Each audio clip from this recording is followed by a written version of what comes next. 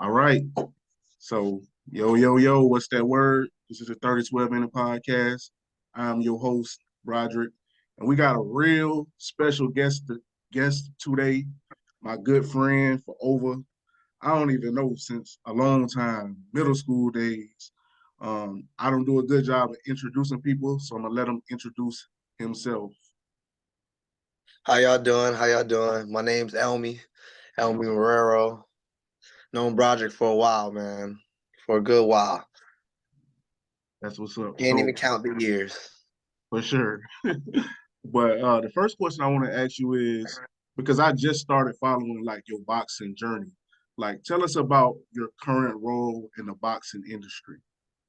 My current role in the boxing industry, I've just been in the amateur rankings for a while, as an open fighter. Open fighters when you enter like the elite level, usually it consists of 10 or more amateur fights. I don't have the 10 amateur fights, but I developed faster than most people as fighters. So when I had like four amateur fights, I transferred over to the open division, where once you have 10 amateur fights, you're fighting somebody from 10 fights to 50 fights to maybe even 250 fights. You know, depending on who it is. I started out at Brooklyn, at Gleason's gym. It's a famous gym in Brooklyn. I didn't fought throughout the whole side of the East Coast, from New York to Florida. New York won the New York tournament. Florida, I won the Florida Golden Gloves. And I did a lot of traveling. Trained out of Tennessee at Music City Boxing Gym in Tennessee, Eppolito Boxing Gym, Gleason's, Kingsway. Uh, I went through a few PALS programs as well. So I'm definitely deep in terms of gyms, especially on the East Coast. Now, I just want to add this too. I'll have all his links to all his sites and stuff like that in the description for this video. I did want to ask you, what weight class are you competing in? I've always competed in the bantamweight and featherweight division. That consists of 122, 123 pounds. Amateurly and proly is 122, 123 in terms of bantamweight, and featherweight. In the amateurs is 125, but in the pros it's 126. So, the first question I want to ask you is, what motivated you to pursue a career in the boxing industry? Um, I have a similar story to a few fighters when it came to boxing. I was just a kid. I was a lot smaller than most people growing up. As you know, I was usually mostly the smallest in my class, but ironically, I had the biggest mouth. I would say I was definitely an overconfident individual myself, so I would get into a lot of fights, and then sometimes, not all the times, it was the other person's fault. I'm not gonna lie. Sometimes I was the one that started it. So then I realized, I wasn't growing. So I was like, I gotta learn how to fight. I can't be with a big mouth and then not know, how to fight. So I was like, man, let me go to the boxing gym uh around when I turned like 18, 19. I was over in the teens, maybe. I don't want to say 20s. I probably was in like 14 street fights in my Oh, life, 14 to 18 street fights. So I was like all the way up until I was like 18, 17. And I was like, you know what, maybe I should learn this just in case. So that was right. kind of like how I got into boxing. Feel that. Feel that. How do you stay updated with the latest trends in the boxing world? How do I stay updated in the latest trends in the boxing world? In terms of, what do you mean by trends? Like, well, now that we got more information about you being a boxer itself, like, how do you stay up with like the new techniques and stuff? Because boxing is a long industry. It's been going on for nearly 100 years now, if not over it, from a sanctioned body standpoint. So, how do you stay up with like the difference they were doing then to now? Honestly, I feel as though besides like the workout equipment, like with like the weighted vest and ankle weights and certain things. Honestly, boxing is one of the sports that hasn't really changed as much. Like, whereas if you compare it to a sport like basketball, that's been around since what, the 40s, 50s. Like who's it, Naismith, I believe, that started basketball. Yes, sir. I'm not too sure. If you correct me, that's Mm-hmm. fine. Boxing is old as time. It's been around since the Roman days. It's probably the first sport ever invented.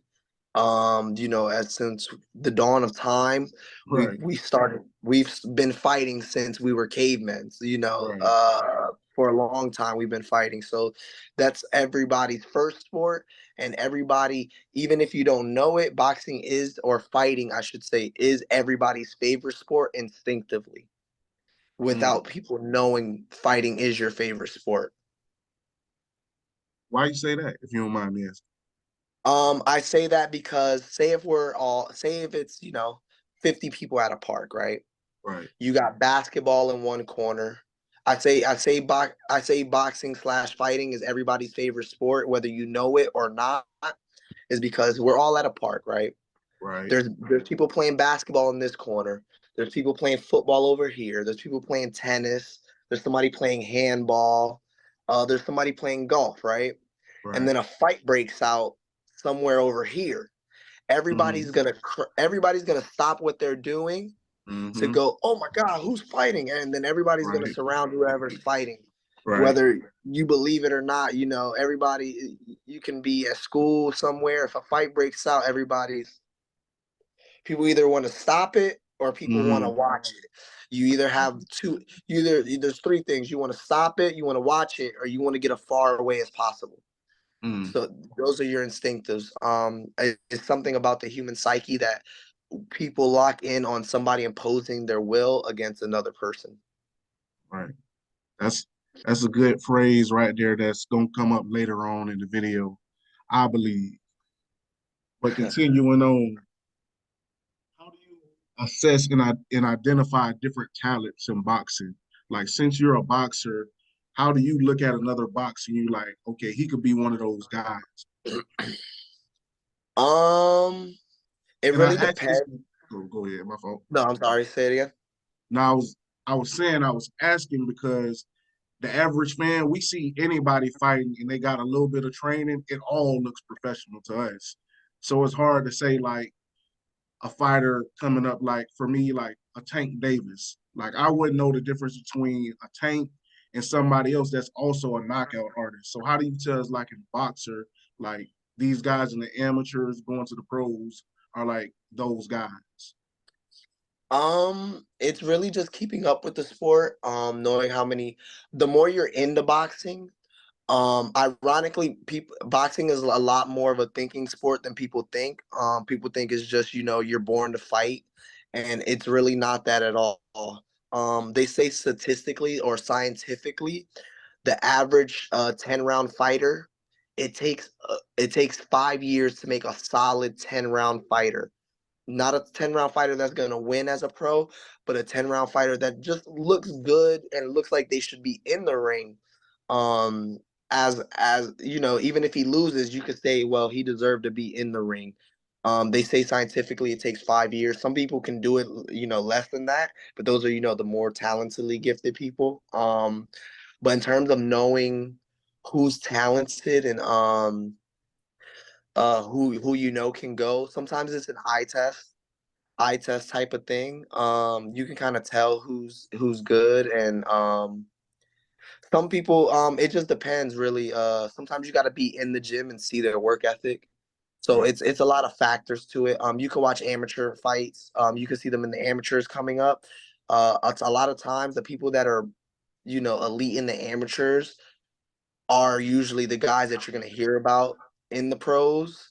But then again, if you look at the top 10 pound for pound list, in the boxing world that are professionals, a lot of those guys weren't Olympians. So it really just depends on who the guy is, because just because you're the top guy now, and like when we were 18, 17, doesn't mean you're going to be the top guy when you're 28, 27. Boxing is a lot about consistency. A lot of people don't know that. It's really about who's the most consistent, because it's really not height based like basketball or muscle mass based like football. Some sports require you to be a certain size, whereas boxing, it's all about your weight. So no matter how tall you are, you could be 6 foot and another guy could be 5'2". If the 6 foot guy and the 5'2" guy is, if they're both 142 pounds or 140 pounds, those guys are fighting regardless of their height. Cause it's not about height class, it's about weight class. Right.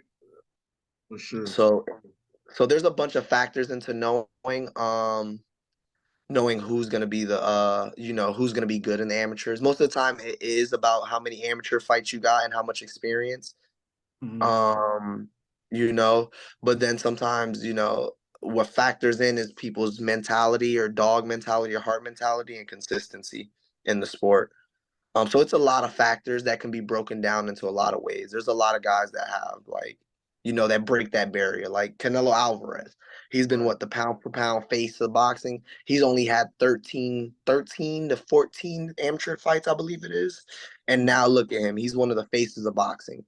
Where somebody like, yeah, the face of boxing, Right. Gervonta Davis, he's another face. He probably had not over 100. He ran 80 amateur fights. That's a guy that had, a few good amount of fights. Right. Floyd Mayweather was the same way. He was like, 94-4, you know? Right. And then there's some people with 200 and 300 amateur fights. Right. I feel that. So my next question would be, what has been your current fight of the year up to this point, professional? Our current professional fight of the year, we are in, what is the date? We are currently in July, correct? Yeah, July 9th. July 9th. So far to me, the fight of the year, even though maybe the decision kind of outweighed the fight itself, I still do believe Devin Haney versus Vasily Lomachenko, fighter from America, Devin Haney, and fighter from Ukraine, Vasily Lomachenko. I do think that was the fight of the year, even though a lot of people were salty about it, seeing as though Devin Haney was crowned champion after. I do think that was still fight of the year, regardless of that decision. It was the highest level chess match so far this year, with a bunch of back and forth action that lasted till the 12th round, with a lot of swinging moments in the fight where anybody could have got gifted the decision. Do you feel it was the correct decision? Um, I feel as though, see, now when it comes to boxing, boxing is the most political sport. Um, So at the beginning of the fight, I'm not gonna lie, I kind of said I had it 55-45 Vasily Lomachenko before going into the fight, due to him not really being in wars a lot and him having experience, even though he wasn't like famously known and his record didn't show. Where he was 17 and 2 going into the fight, whereas Devin Haney was 29-0, I believe it was. I had Lomachenko, and then throughout the fight, it was going here, there, Devin there. So it was a really close fight to where it could have went Devin Haney's way, of Loma's way, or a draw.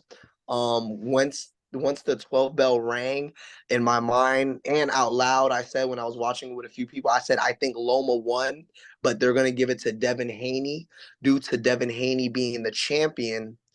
And sometimes when you're fighting a champion, they don't give, even if the champion loses, if he doesn't lose decisively, they give the belt back to the champion, basically saying you have to clearly beat the champion, like where it has to be like, okay, we know you won Right. without a doubt. Whereas whereas if it's a close fight, they give it most of the time back to the champion. I did felt like Loma won, but I wasn't mad at the decision, or I wouldn't have been mad at a draw. It really came down to politics. With the Devin Haney fight. Okay. I respect that. I respect that. Yeah. Team Haney, but I respect that. Uh, No, honestly, that fight made Devin Haney a lot better. A lot of people don't realize that. The whole iron sharpens iron thing, and then right. him being young against Lomachenko. So he fought somebody that Lomachenko he's done. Lomachenko's amazing. He's Right. fastest world champion ever. two-time Olympic gold medalist, a lot of accolades. That really helped Devin Haney.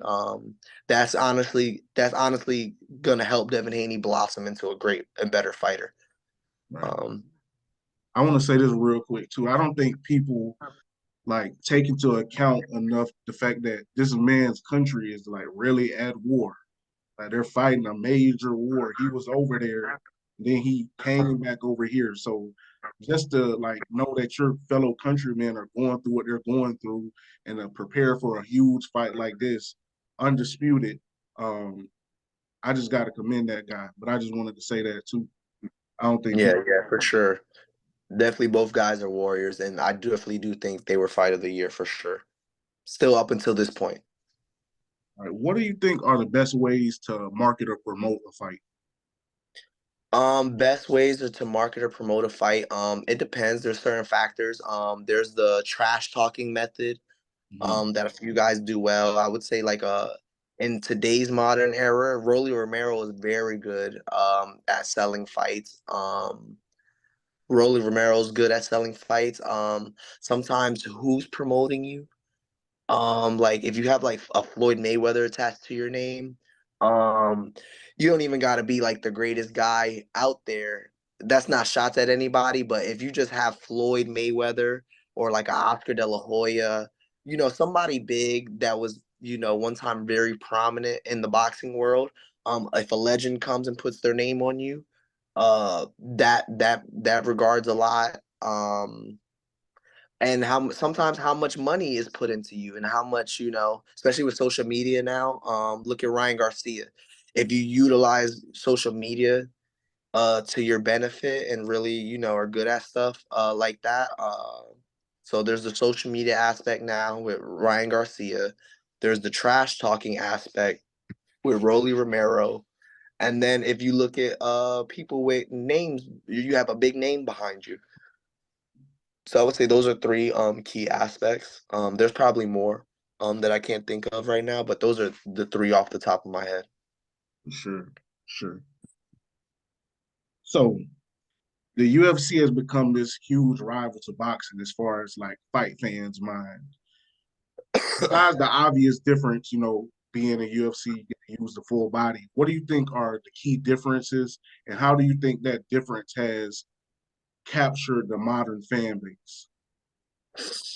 They're definitely different sports. They're definitely different sports in their own respective right. Even though they're based on fighting, the rules are definitely different. Whereas anybody 100, I believe 154 pounds down fights in 8-ounce gloves in terms of boxing, and anybody 160 pounds and up fight in 10-ounce gloves. Whereas UFC fights in, I believe, 4-ounce to 6-ounce gloves. I don't quote me on that. I know it's 4 or 6, Sure. 4 to 6 ounce gloves, and of course the obvious using certain moves. Whereas boxing, the only thing you could use is your fist from the waistline up, and don't hit in the back of the head, no elbows, only fist action only, no no forehand, whatever this piece is called, punching. Whereas MMA, you can use that part of your wrist, um, and the grappling and everything that comes with MMA. Um, Do you think those would just be the differences. sure? Like, where do you see this tug of war going for like the modern fight fan between UFC and boxing? The Tugger War, because people feel as they're basically basing it off of what they're basically, because people are taking boxing and taking MMA and they're saying, no, I want to do the sport that will make me survive in the street. And that's really where the tug of war starts. That's really the Mhm. whole basis of the tug of war. It's not about which sport is better, which sport is more fun, which sport is harder. It's about which sport is more effective, is what is causing the tug of war. Mm. Whereas some people believe, if you're just a boxer, you're one dimensional in the street. Whereas if you're MMA, mixed martial arts, you got grappling, you got kicking, grappling, striking. You got boxing and more when it comes to MMA, but they're not really basing it off of the sport itself. They're basing it off of what's more effective to survive in a live or die situation is where the tug of war is coming in. That's really what the tug of war is about. For sure. I like this question. If you're a Bomac, what is Bomac, Bomac? Trainer the for trainer, Terrence Crawford. Terrence Crawford. What is Errol Spence's biggest weakness, and what formula would you give Terrence to exploit that weakness? What is Earl's biggest weakness? Yeah. If you want me to be honest, Earl's really a well-rounded fighter and very high skill level fighter. He really doesn't have no weaknesses, if you want me to be very honest with you. The only thing I would say, if I was Bomac and and I'm training Terrence Crawford, is to box, but to be ready to bang and be it. And when you get in, get ready to get out and have a bunch of escape plans. Because Earl Spence really doesn't have no weaknesses. Earl Spence is strong. Earl Spence is fast. Earl Spence trains hard. Earl Spence Earl Spence has a great stamina box. One of the best stamina boxes. He can literally brawl with you from round 1 to round 12 and still throw very powerful shots. Earl Spence really doesn't have any weakness. I would say his only weakness is and he's got great defense. The He's got, like, if his defense was an overall 2K rating, his defense would be like an 85, 88. That's really extremely good. 88. His style isn't based off defense, so that's why I say 85 to 88. Not saying he can't stick, move, slip that, but it doesn't go with his style, and he doesn't use his defense as much. He's more of an offense first in your face person. But I would say trying to be the more smarter, if I'm Bomac, just trying to stay on the outside of Earl Spence in terms of T Bud, having T Bud use his IQ to try to outbeat Earl Spence. Right. So let's flip it around. If you're Derek James, the trainer for Errol Spence, what is Terrence Crawford's weakness, and how would you train him to exploit it? Another fighter that really doesn't have no weaknesses at all. Right. It's a great fight. Terrence Crawford is these guys are definitely. A lot of people don't know this. Before I get into the breakdown of Terrence Crawford, his style and stuff, this is really the best fight in boxing. This is the most 50-50 fight in boxing right now. Like, in my mind, in my mind, whoever wins on July 29th, I believe it is, Right. in my mind, they are number one pound for pound on my list as the best fighter in the world, whoever wins on July 29th, for undisputed. Now, Terrence Crawford really has, his only weakness would be him being the smaller fighter, seeing as how he came from 135 to 140 to 147, it being his third weight class. Terrence Crawford hasn't taken a lot of damage since he's been in the pros. He's only been in maybe one war, and it wasn't even really a war, as he got multiple knockdowns in a fight. When the fight I'm talking about is a Gamboa fight, I don't really see any fight he was ever like hurt or wounded. Um, Honestly, the only weakness would be him being the smaller fighter, because Terrence Crawford can fight righty, he can fight lefty, he has power, he has defense. Um, he's a dog. I would say, if I was Derek James, our honestly, it's really hard to say, because Terrence Crawford can do it all. We've done seen him bang the whole fight. We done seen him box the whole fight. We done seen him get caught and recover. We done seen him do whatever you never seen of a fighter, where it's a fighter's a brawler, a fighter's a boxer that you've never seen punch. We've seen Terrence Crawford literally do everything ever. Whereas he was Victor Postal, he was the boxer that fight. Where he was Gamboa, he was the brawler that night. Sean Porter, he was the technician. Against Sean Porter, he was the technician that night. You know, he's been the counter puncher. He's been the bully. Uh, he's been the aggressor. He's been the less aggressive fighter. So we've really seen him do it all. The only thing his weakness would be is being the smaller fighter, and maybe sometimes he might have too much dog in him to where it probably could hurt him. I see this fight playing. There's so many factors of this fight, and there's so many dynamics to this fight that it could be 50. Why I say it's 50-50, like I could see Crawford getting knocked out. I could see Crawford getting stopped. I could see Spence getting outboxed. I could see Spence being lackadaisical in some areas where Terrence Crawford catches him coming in for being too aggressive. I see a chance where Terrence Crawford might be the guy that's too aggressive. There's really so many ways this fight can play out. Honestly, I could see it going to be in a 12-round war. I can see it going to a double fight where we're gonna need a rematch. There's honestly so many ways. I feel as though if somebody was to get knocked out, I would favor Terrence Crawford being the guy getting knocked out. But then again, only because Earl Spence is bigger, and he throws body shots with conviction. Everything is for a purpose that he throws. I don't really see Earl getting knocked down. If he was to get knocked down, it would be him shooting. He's a lefty, so it would be him against a righty. If Terrence was in the righty stance, him throwing a straight left to the body, and Terrence Crawford throwing a little sharp, quick left hook to the head, where it would, throw him off balance and not like knock him out. He would just fall down and get right back up. So I see that. I do see Earl being too aggressive and then getting caught with a super clean shot to the temple by Terrence Crawford in a counter punching setting. Or I see it going 12 rounds, or I see Earl being the bully in the fight and using his stamina box, because Earl is a real big workhorse. Like, Earl is a workhorse for sure. That man doesn't get tired, and he's throwing body shots like crazy. Neither does Terrence Crawford. I've never seen Terrence Crawford tired. They both train super hard. These are both elite fighters, and they're both in their primes. Terrence Crawford being, I believe, 35, and Earl being 32.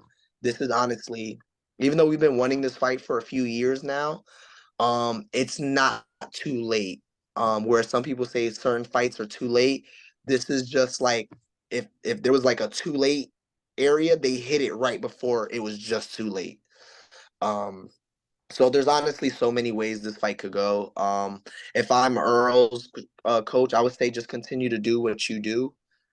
Maybe put a little more pressure with the jab on Terrence Crawford, and I would try to make it a fight. If I was Earl, I would be sharp on my defense, make sure the counters are there just in case. But I would really try to, if I was Derek James, I would try to make sure bully, bully, bully, jab, jab, jab, go to the body and try to break Terrence Crawford down and as much as possible with the jab and shots to the body. Which is what Earl usually does. But this is a little more high profile, so he has to do it a lot smarter. Try to find more strategies of getting in.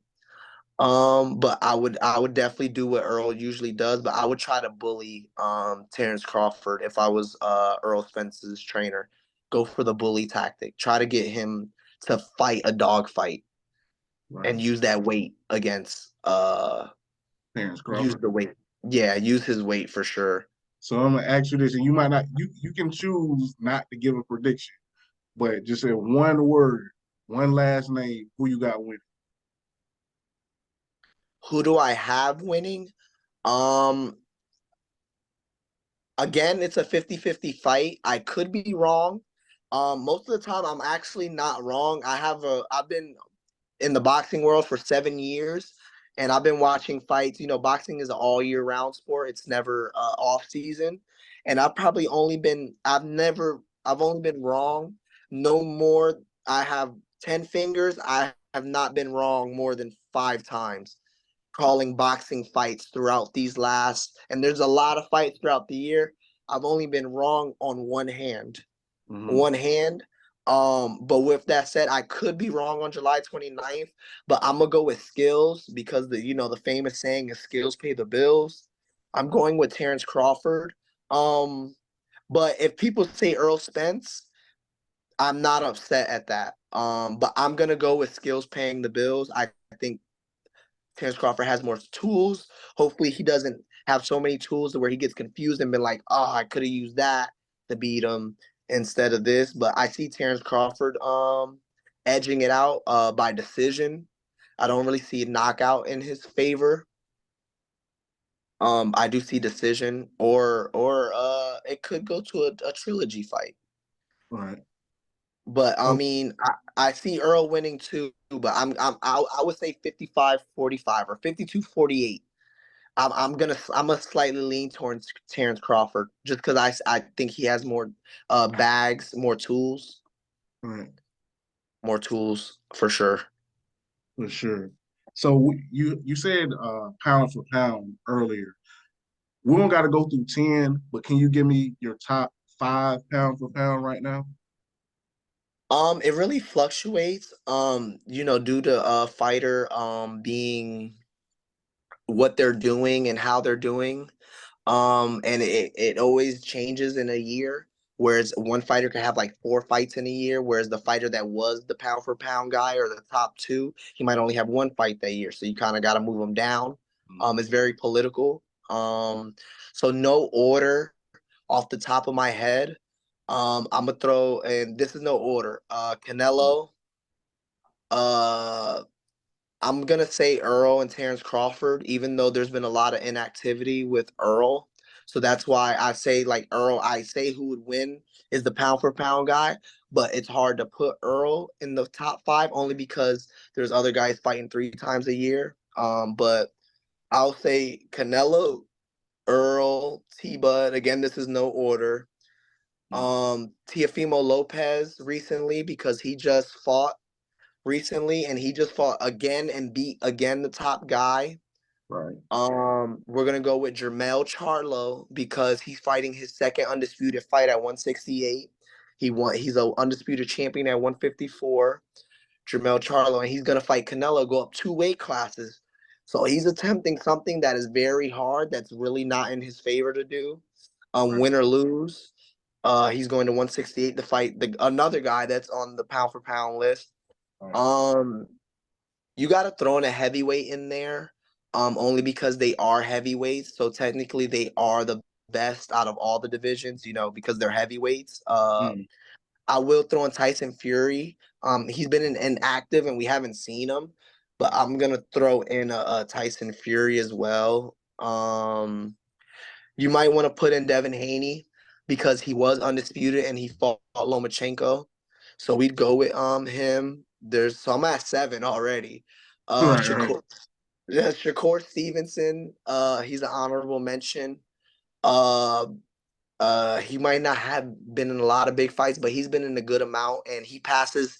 He might not have the deepest resume out of all these guys, but Right. off the eye test, off of Mm. what I'm seeing, it's like, wow, this guy is. Even if he's not in the big fights, it's like he will be in the big fights. So we got Shakur Stevenson, Nayu Inoue. He's a sleeper that's not as famous. He's out of Japan, Right. Tokyo, Japan. Nayu Inoue. He's fighting for undisputed soon against Stephen Fulton. Mm-hmm. He started at like I believe 108, moved up all the way to 122, and he's about to fight undisputed. So he's been through a few weight classes. So we're at 9. Um, shoot, I don't even know. There's a 10 in there that I'm probably sleeping on right now. Um, I said TL, Canelo, Terrence, Jamel, Errol. um, Anyway. Earl, Inoue. Um, Bivol. I don't know, man. It's so many people that you could just Yeah. put in that 10th spot, because Right. Right. Javante Davis is blinging in my mind for that 10th spot. Right. There's the Javante, Loma, the site. Even though Loma lost, you can throw Loma in there because Right. Loma's resume is He's been fighting nothing but guys with 20 plus fights since his Right. pro debut. And even though he lost his second pro fight to a guy, he was 1-0, and he lost to a guy that was like 49-5-3. So like, is that really a loss? And he lost a decision. That's not even like a loss in my book. I mean, it's a loss on the resume, but it's not a loss in the book. You know, it's a loss on the book, but it's not really a loss because he learned from that. He lost to Tiafimo for undisputed, and then he had a controversial fight with Devin Haney that I mentioned that's on the list. Where if he would have won the fight, I wouldn't have been mad. Devin Haney won the fight, still wasn't mad. If it would have been a draw, I still wouldn't have been mad. So really that 10 spots interchangeable with Loma, Gervonta, and a few other fighters that they're not clicking on my brain right now. Yeah. But yeah, I would say there's about like 3 more fighters I feel as though that I can't name. Maybe 2, just 2 more that I can't probably name. All right. So my last question for you. Well, I had 2, but my last question for you. What do you want to accomplish personally in your journey in the boxing industry?